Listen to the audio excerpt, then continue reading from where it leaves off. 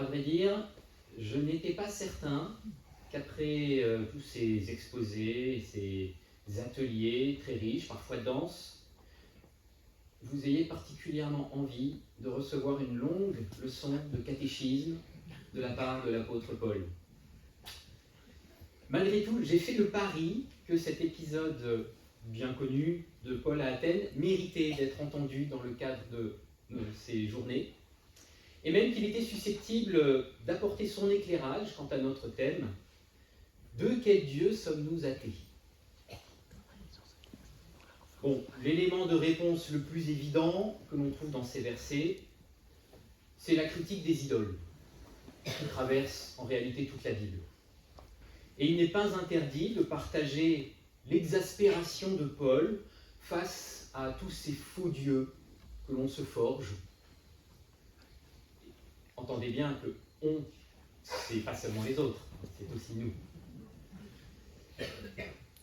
Ces faux dieux auxquels, en réalité, on s'aliène, aujourd'hui comme au 1er siècle de notre ère.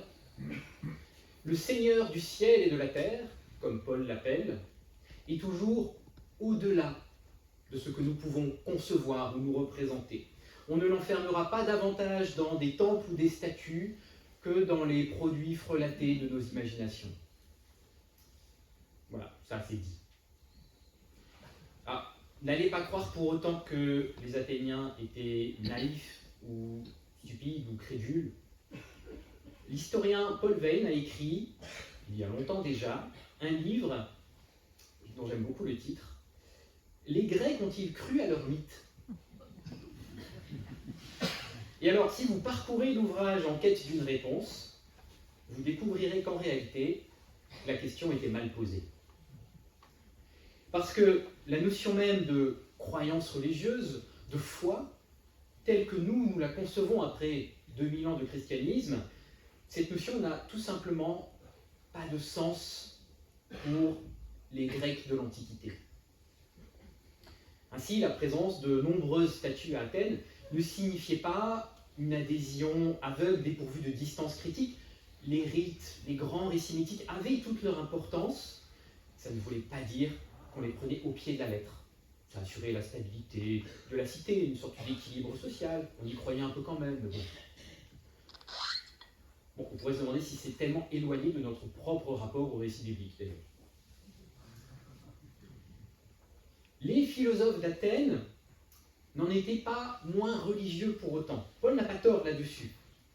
Seulement, dans leur système de pensée, le divin, qui était là, un peu moins pour les épicuriens, c'est vrai, mais le divin ne prenait pas le visage, pas tellement le visage anthropomorphe et haut en couleur que nous connaissons par les récits homériques, par exemple, que celui d'un principe, un principe rationnel, universel, au fondement d'un ordre cosmique qu'il s'agissait de connaître et de comprendre afin d'y conformer au mieux son existence.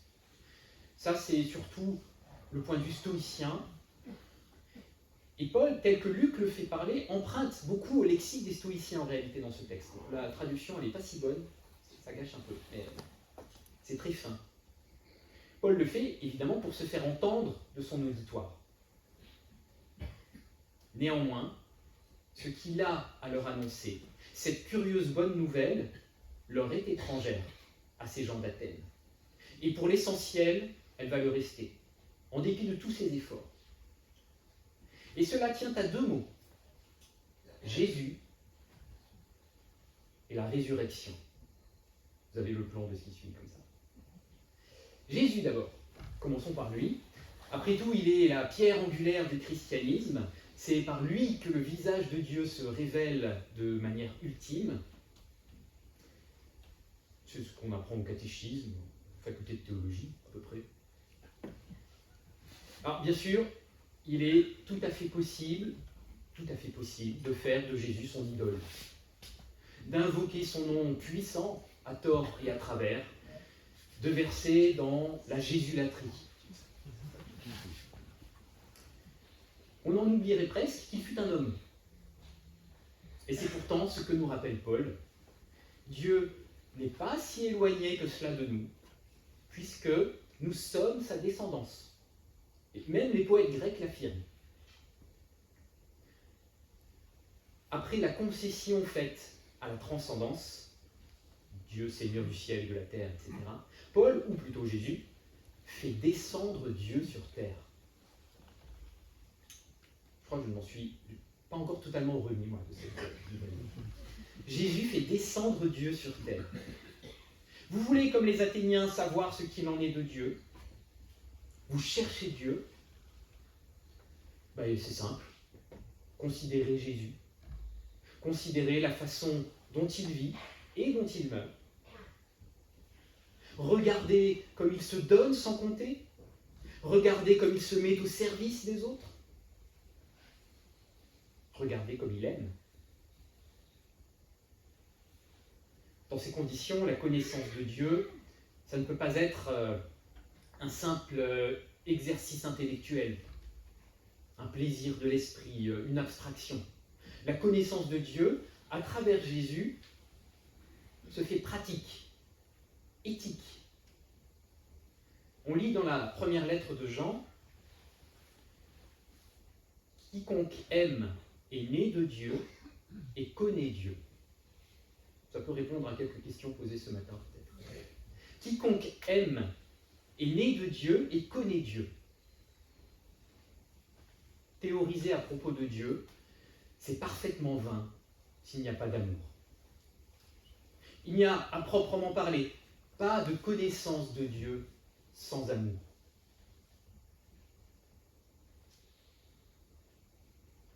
Cependant, ce n'est pas sur Jésus comme tel que la prédication de Paul achoppe. Ce qui lui vaut les moqueries de certains Athéniens, c'est l'évocation de la résurrection. Alors, je ne sais pas si je prends un risque en prêchant la résurrection devant un parterre de protestants libéraux. Peut-être que vous avez également envie de me rétorquer « Nous t'écouterons parler de ce sujet une autre fois. » Je commence à avoir faim.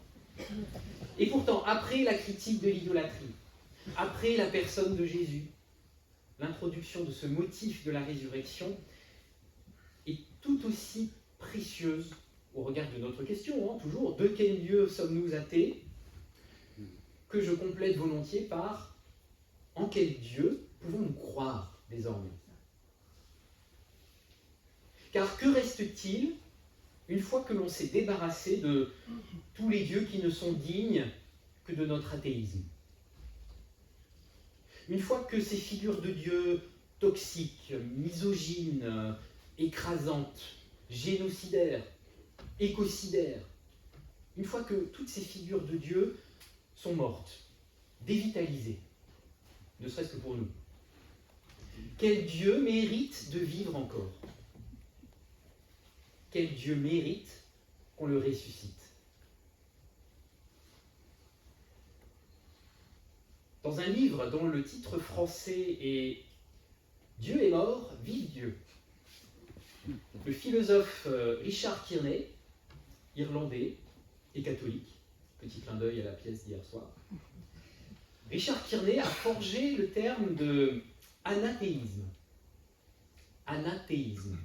Alors, vous entendez la proximité avec athéisme, c'est voulu, il y a une sorte de jeu de mots, mais l'anathéisme consiste à aller plus loin, à dépasser l'athéisme aussi bien que le théisme, la croyance au Dieu des dogmes et des autorités.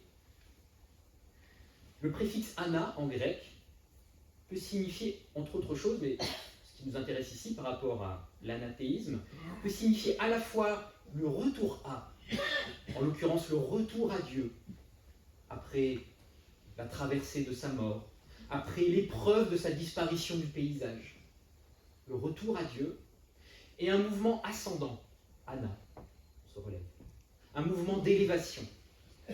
Il s'agit alors de revenir à Dieu, mais autrement, en dépassant ses contrefaçons. Élévation, ça peut aussi vouloir dire qu'on revient plus humblement à Dieu, peut-être. L'anathéisme, si vous voulez, ce n'est plus le refus sans appel de l'athéisme, mais l'ouverture au possible d'une transcendance qui s'expose, par exemple, dans le visage du prochain. C'est Richard Kearney qui développe tout ça. Alors, si je vous parle d'anathéisme, c'est pas pour vous faire une conférence de plus, c'est parce qu'on trouve le même préfixe, ana, dans le beau mot, traduit par résurrection, dans ce texte, anastasis. Anastasis. L'anastasis, c'est donc à la fois le relèvement et le retour à la vie, mais peut-être autrement, avec une ouverture sur de l'inédit, un dépassement.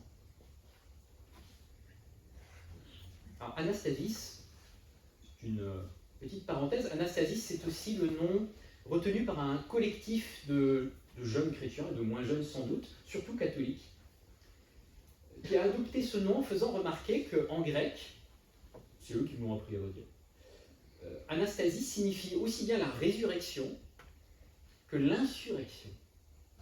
L'insurrection. L'anastasis, c'est également le fait de s'élever contre les injustices, de se lever pour lutter contre toutes les forces de mort. Vous savez, ces forces de mort qui aujourd'hui prolifèrent dans un monde en voie avancée de fascisation. Si bien que la question de Dieu et de la résurrection, elle ne nous entraîne pas seulement sur un terrain éthique, mais aussi politique. Et en réalité, on peut aller au-delà, ce sont toutes les dimensions de nos vies, c'est notre existence tout entière qui se trouve ou qui devrait être bousculée par l'irruption de l'anastasis. Si les Athéniens l'écartent d'un grand éclat de rire, ou s'ils remettent la discussion à plus tard, ce n'est pas seulement parce qu'ils n'y voient qu'un conte à dormir debout. Je ne crois pas. Ils devinent peut-être que ça les met radicalement en cause. Ce n'est pas qu'ils ne soient pas religieux.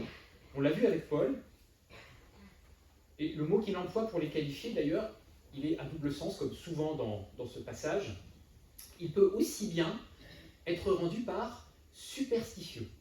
C'est lié au statut, évidemment, mais peut-être que le problème des Athéniens, c'est justement qu'ils sont trop religieux. Trop religieux pour accueillir l'idée, la réalité de l'anastasis. Si vous regardez leur système philosophico-religieux, très souvent le divin joue son rôle de principe régulateur sur la base duquel tout se tient, et rien ne saurait y déroger. Tout peut recevoir son explication, même pour les épicuriens avec leurs atomes, ou avec l'ordre naturel des stoïciens. Les Athéniens ont beau être avides de nouveautés, avides d'entendre la dernière théologie à la mode, cette nouveauté, il faut qu'elle demeure superficielle.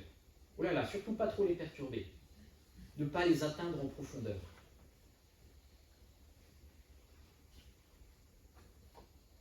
Alors, je parle aussi un peu de nous, à travers les Athéniens, vous l'aurez compris, d'un risque en tout cas que nous encourons. Ne pas nous laisser ébranler en profondeur. Mais c'est justement de ça qu'il s'agit avec l'anastasis, de faire place à du nouveau, de l'authentiquement nouveau. Et le nouveau, c'est dangereux, c'est étrange, c'est suspect, ça vient d'ailleurs. Oh, c'est des choses qu'on entend beaucoup de nos jours. Et des gens aussi raisonnables que les Athéniens préfèrent s'en prémunir. Parce que ça peut changer radicalement la vie. Parce que ça peut y introduire un souffle de liberté.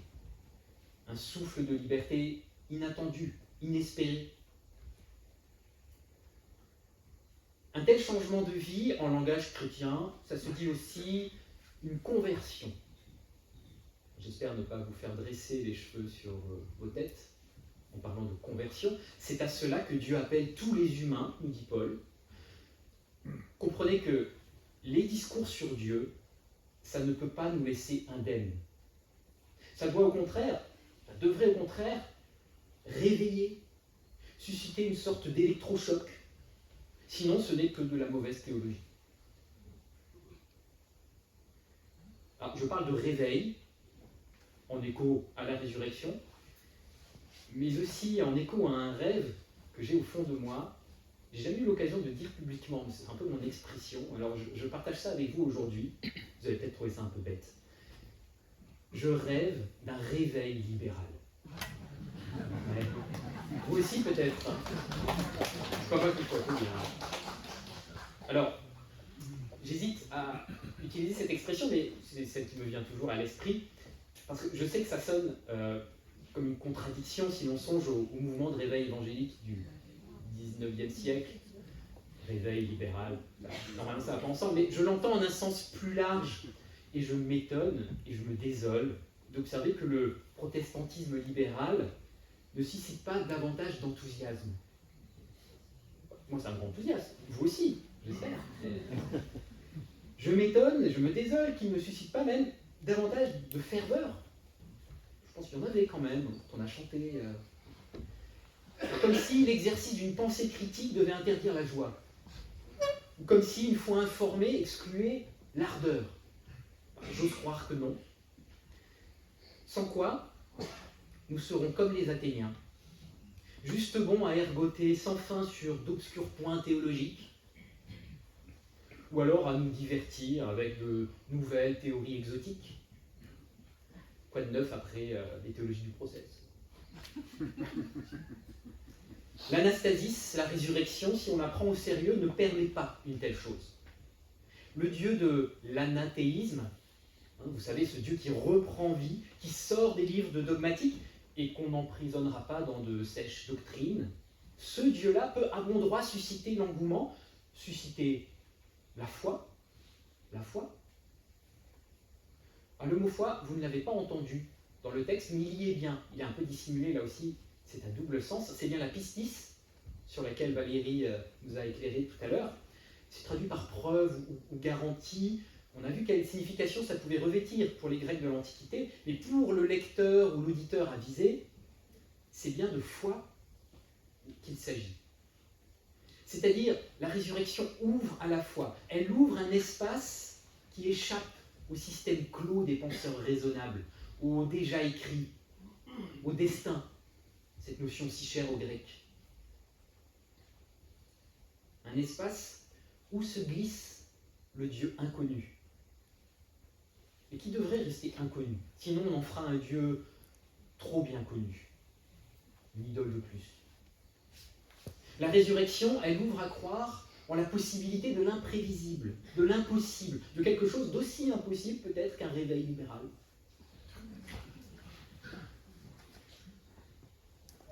La foi, donc. Parmi les Athéniens, il y en a bien quelques-uns qui se mettent à croire. Luc, qui respecte l'équilibre, mentionne une femme, Damaris, et un certain Denis. Alors, j'aurais dû arrêter là ma prédication, mais je n'ai pas pu m'empêcher d'en rajouter encore, vous m'excuserez, parce que Denis en grec, ça se dit Dionysos. Je ne peux pas passer à côté de ça. Dionysos, vous connaissez, le célèbre dieu grec de l'ivresse. Il paraît qu'il faisait apparaître du vin là où il n'y en avait pas. Ah. Dionysos, le dieu souffrant et qui renaît. Dionysos, le dieu des marges, le dieu de la transgression des normes. Ça vous rappelle peut-être quelqu'un? Aux Corinthiens, Paul expliquait que la croix du Christ, pour les Grecs, ne pouvait être qu'une folie. Il en va de même de la résurrection. Il faut sans doute un brin de déraison dionysiaque, disons, pour quitter le cadre étroit de la sagesse grecque et accueillir la folle nouvelle de l'anastasis. Cette raison supérieure, cette nouveauté, au sens fort, cette nouveauté qui subvertit les ordres établis, notamment ceux qui reposent sur des soubassements religieux. Le regretté Jean-Daniel Causse disait que l'Évangile, comme la psychanalyse selon lui, évidemment, que l'Évangile était, je l'ai entendu dire ça, une pensée de l'antidestin, qui ouvre à la liberté. Que l'on considère la critique des idoles, la personne de Jésus, ou la résurrection, l'anastasis, une conclusion s'impose. Dieu est liberté, et il nous appelle à la liberté.